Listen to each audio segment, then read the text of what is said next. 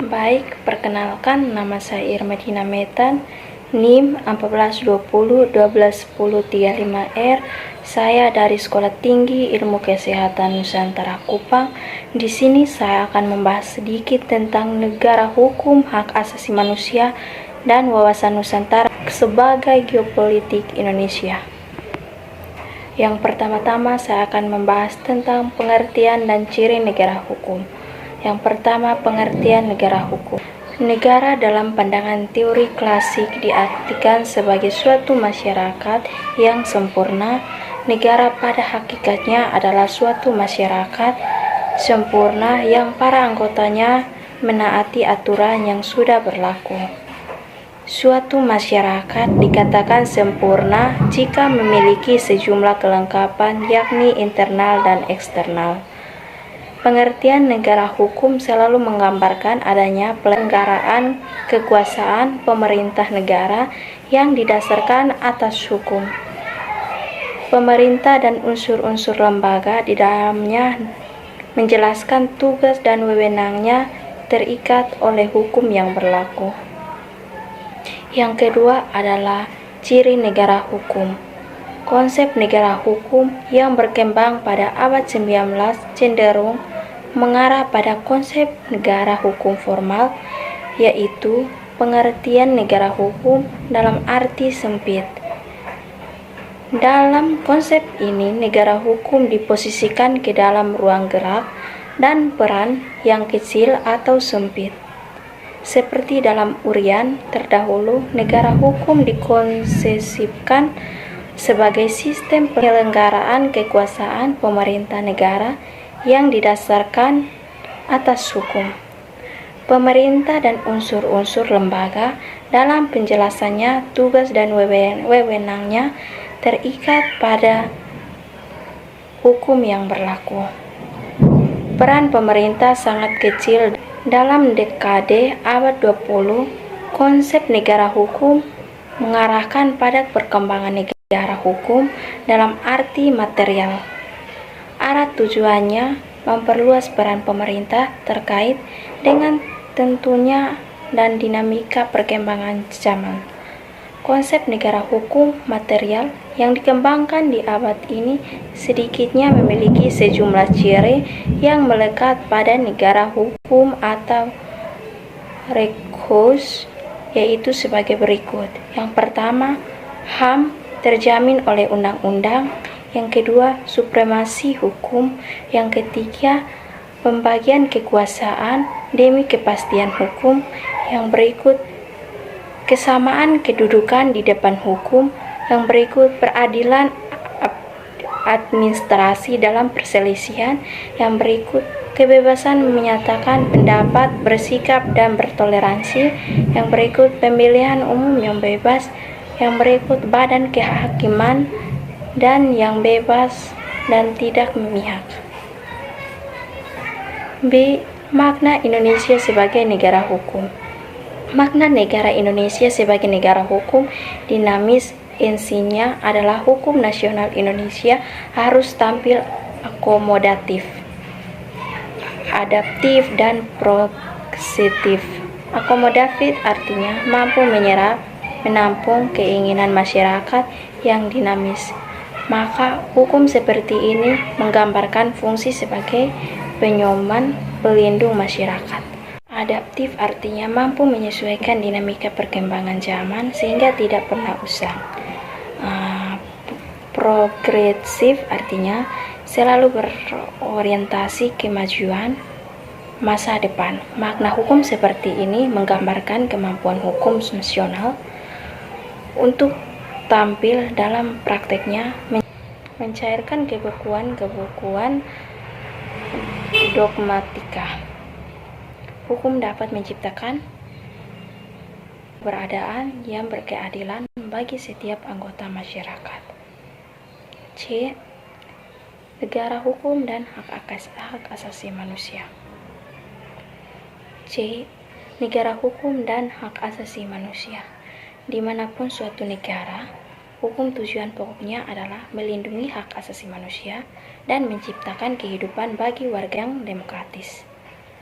Keberadaan suatu negara hukum menjadi persyaratan bagi terselenggaraan hak asasi manusia dan kehidupan demokrasi. Yang berikut adalah wawasan Nusantara sebagai geopolitik negara. A. Wilayah sebagai ruang hidup. Setiap bangsa mendapatkan anugerah Tuhan berupa alam dengan segala isinya yang berbeda antara satu wilayah dengan wilayah lain.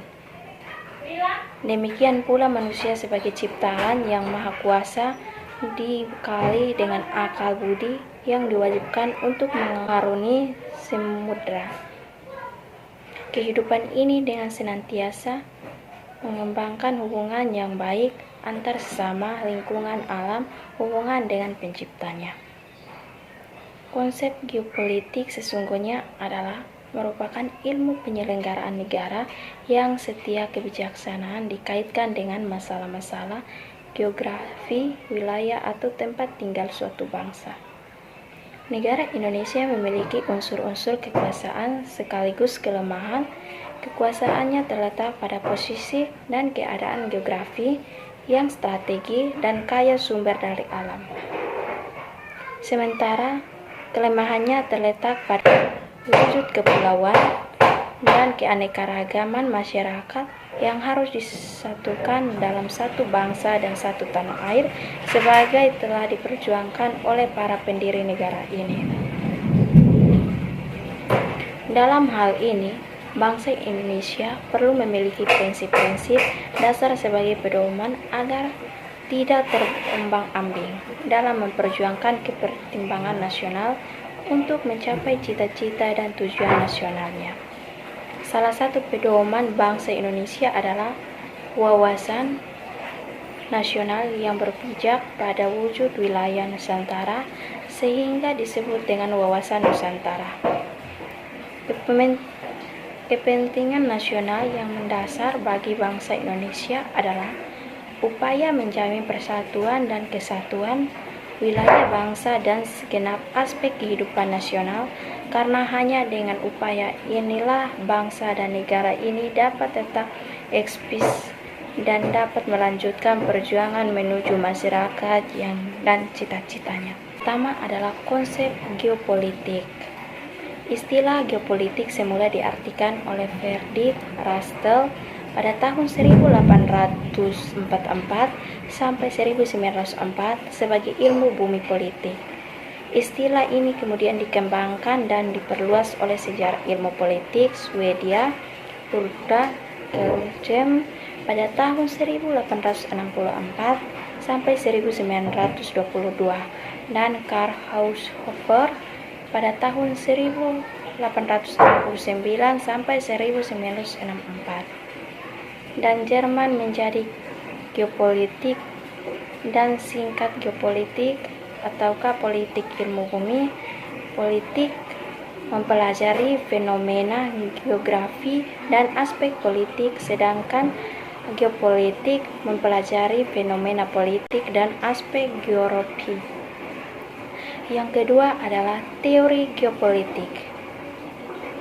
Untuk lebih memahami konsep geopolitik secara global, berikut ini adalah teori-teori mengenai geopolitik yang pernah ada di dunia.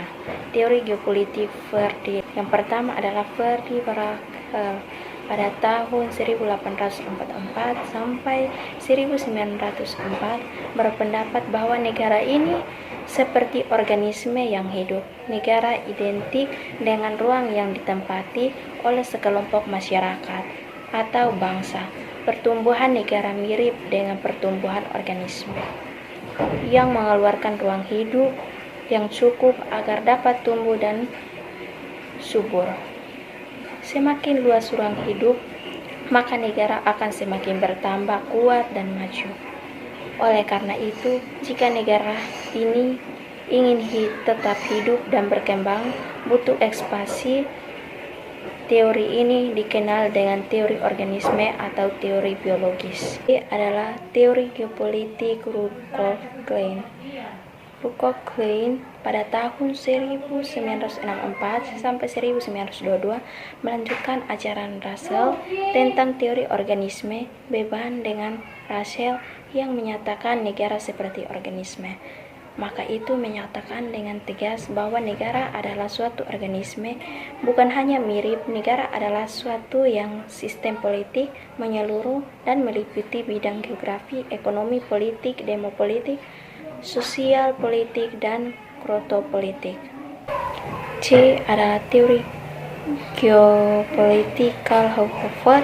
Karl Hoffer pada tahun 1896 sampai 1946 melanjutkan pandangan Russell dan Kegel, terutama pandangan tentang dan pemahaman eksposisme.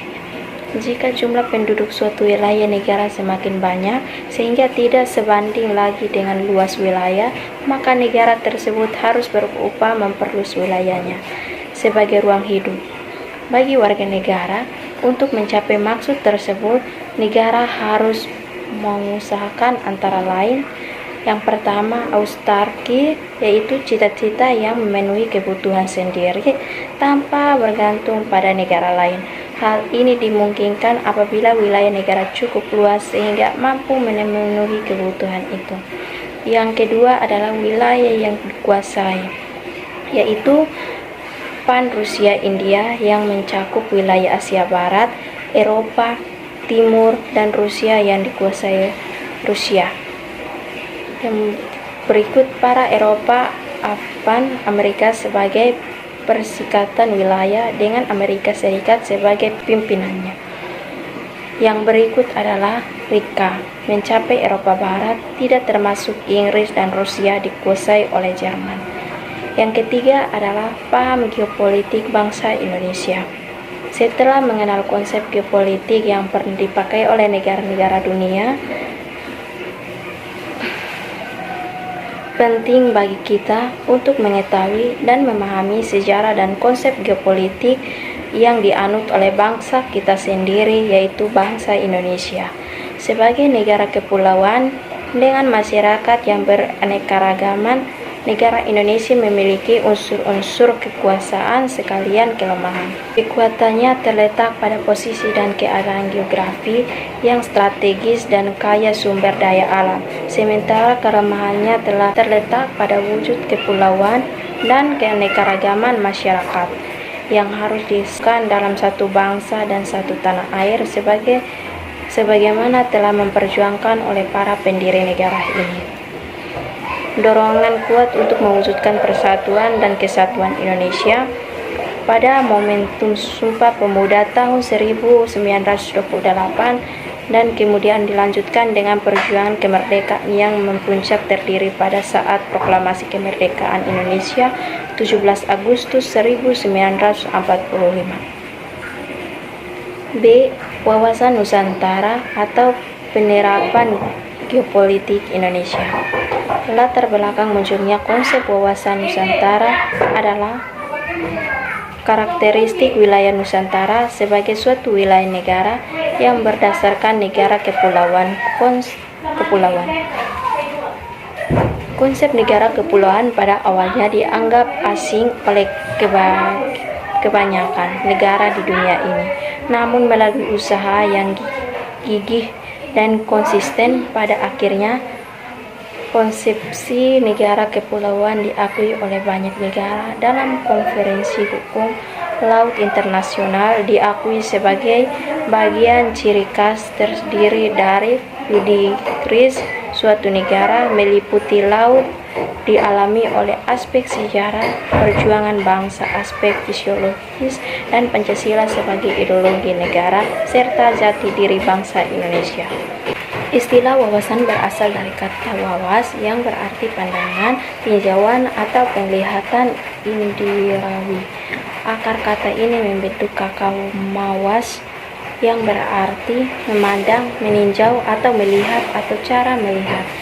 Sedangkan istilah Nusantara berasal dari kata nusa yang berarti didapat di antara dua hal. Istilah Nusantara dipakai untuk menggambarkan kesatuan wilayah perairan dan gugusan pulau-pulau Indonesia yang terletak di antara Samudra Pasifik dan Samudra Indonesia, serta di antara benua Asia dan benua Australia. Yang berikut adalah faktor kewilayahan yang mempengaruhi wawasan Nusantara atau kepulauan. Pertama, kata archipelago atau berasal dari kata Italia.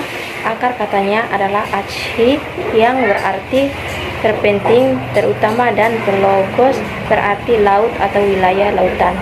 Jadi berarti lautan terpenting. Kepulauan Indonesia, bagian wilayah Indike yang dikuasai Belanda, dinamakan Nicosia.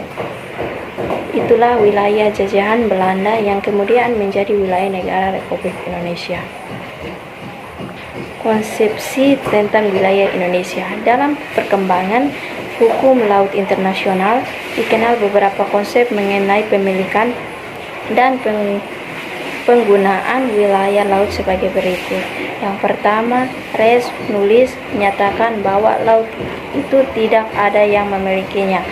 Yang berikut ada res kimus menyatakan bahwa laut ini adalah milik masyarakat dunia karena itu tidak dapat dimiliki oleh masing-masing negara. Yang berikut mar clause menyatakan bahwa hanya laut sepanjang pantai saja yang memiliki oleh satu negara sejauh yang dapat dikuasai dari darat. Yang berikut adalah arklexi yang menyatakan dasar konferensi PBB tentang hukum laut.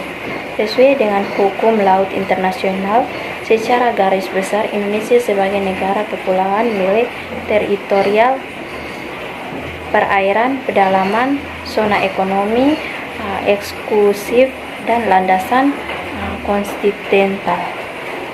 Yang keempat adalah batas wilayah Negara Kesatuan Republik Indonesia. Berdasarkan Undang-Undang Nomor 6 Tahun 1996 tentang perairan Indonesia, negara Indonesia merupakan negara kepulauan. Dalam negara kepulauan terima asas bahwa segala perairan di sekitar, di antara, dan yang menghubungkan pulau-pulau atau bagian pulau-pulau yang termasuk daratan negara Republik Indonesia dengan tidak memperhitungkan luas atau lebarnya merupakan bagian internal dan wilayah daratnya negara Republik Indonesia sehingga merupakan bagian dari perairan Indonesia yang berada di bawah kedaulatan negara Indonesia. Pernyataan dalam undang-undang ini didasarkan pada fakta sejarah dan cara pandang bangsa Indonesia bahwa negara Republik Indonesia diproklamasikan pada tanggal 17 Agustus 1945 secara geografis adalah negara kepulauan. Yang berikut adalah batas wilayah Negara Kesatuan Republik Indonesia. Berdasarkan Undang-Undang Nomor 6 Tahun 1996, C. Unsur-unsur dasar wawasan Nusantara. Wawasan Nusantara sesungguhnya memiliki rahang pengetahuan, sikap, dan perilaku. Sebagai konteks wadah dan isi makna wawasan Nusantara adalah merupakan penerapan geopolitik bangsa Indonesia yang senantiasa harus dijiwai oleh Pancasila dan Undang-Undang Dasar 1945 sebagai rambu-rambu nasional yang menjadi sumber inspirasi dalam mengembangkan potensi kewilayahan untuk kesejahteraan dan kemakmuran bersama. D. Penerapan wawasan Nusantara dan tantangan implementasinya. Pertama adalah penerapan wawasan Nusantara. Sebagaimana telah diketahui bersama bahwa sampai saat ini problematik kehidupan bermasyarakat, berbangsa, dan bernegara tidak akan pernah berhenti dan malah semakin rumit dan kompleks. Perjalanan sejarah terus berlanjut, namun pada saat ini nilai-nilai persatuan dan kesatuan sudah mulai perlahan-lahan ditinggalkan. Dalam praktek penyelenggaraan pemerintah, misalnya, munculnya kebijaksanaan otonomi daerah oleh banyak kalangan semakin meningkatkan semangat daerah. Tantangan implementasi wawasan Nusantara dalam era globalisasi. Dalam mencapai tujuan dan cita-cita nasional, Sikap dan perilaku bangsa berbeda-beda. Hal tersebut terjadi karena wawasan nasional setiap bangsa tidak sama. Wawasan nasional suatu bangsa ditentukan oleh berbagai faktor seperti kesejahteraan, kondisi dan konsentrasi geografis, serta kondisi sosial budaya. Sementara itu, bangsa yang memiliki kesamaan dalam faktor tersebut belum tentu pula sama wawasan nasionalnya karena ada faktor yang subjektif yang berperan. Pedoman perwujudan wawasan Nusantara sebagai berikut. A. Perwujudan Kepulauan Nusantara sebagai satu kesatuan politik antara lain: 1. Kebetulan wilayah nasional dengan segala isinya dan keyakinan merupakan satu kesatuan wilayah, wadah ruangan hidup dan kesatuan matra seluruh bangsa serta menjadi modal dan milik bersama bangsa. Yang kedua, bangsa Indonesia terdiri berbagai suku, bangsa, agama, merupakan satu kesatuan bangsa yang bulat dalam arti luas. Yang ketiga, secara psikologi, bangsa Indonesia harus merasa senasib seperjuangannya. Keempat, Pancasila satu-satunya kuasa serta ideologi bangsa dan negara yang mendasari, membimbing dan mengarahkan bangsa menuju tujuannya. Yang berikut adalah kehidupan politik di seluruh Indonesia merupakan satu kesatuan politik yang diselenggarakan berdasarkan Pancasila dan Undang-Undang Dasar 1945. Yang berikut, seluruh kepulauan Nusantara merupakan satu kesatuan sistem hukum. Yang berikut, bangsa Indonesia hidup berdampingan dengan bangsa lain, ikut menciptakan ketertiban dunia berdasarkan kemerdekaan, perdamaian abadi, dan keadilan sosial melalui politik luar negara bebas aktif serta diabaikan pada kepertimbangan nasional. B. Dalam bidang ekonomi, keyakinan Nusantara adalah milik bersama bangsa dan kebutuhan hidup sehari-hari harus tersedia di seluruh tanah air. Yang pertama, tingkat perkembangan ekonomi harus serasi dan seimbang di seluruh daerah tanpa meninggalkan ciri khas yang memiliki oleh masing-masing daerah dalam perkembangan ekonominya. Yang kedua, kehidupan perekonomian di seluruh Indonesia merupakan satu kesatuan ekonomi yang diselenggarakan sebagai usaha bersama atas asas kekurangan ditunjukkan bagi sebesar-besarnya kemakmuran rakyat. Yang berikut adalah misi Indonesia adalah satu perkehidupan bangsa harus merupakan kehidupan bangsa yang serasi dengan terdapatnya tingkat kemajuan masyarakat yang sama serta adanya keseimbangan yang sesuai dengan tingkat kemajuan bangsa. C. Dalam bidang budaya, budaya Indonesia adalah satu sedangkan corak ragam budaya yang menggambarkan kekayaan budaya bangsa yang menjadi modal dan landasan perkembangan budaya bangsa seluruhnya dan tidak menolak nilai-nilai budaya lain yang tentang dengan nilai budaya bangsa yang hasilnya dapat dinikmati oleh bangsa Indonesia. Terima kasih.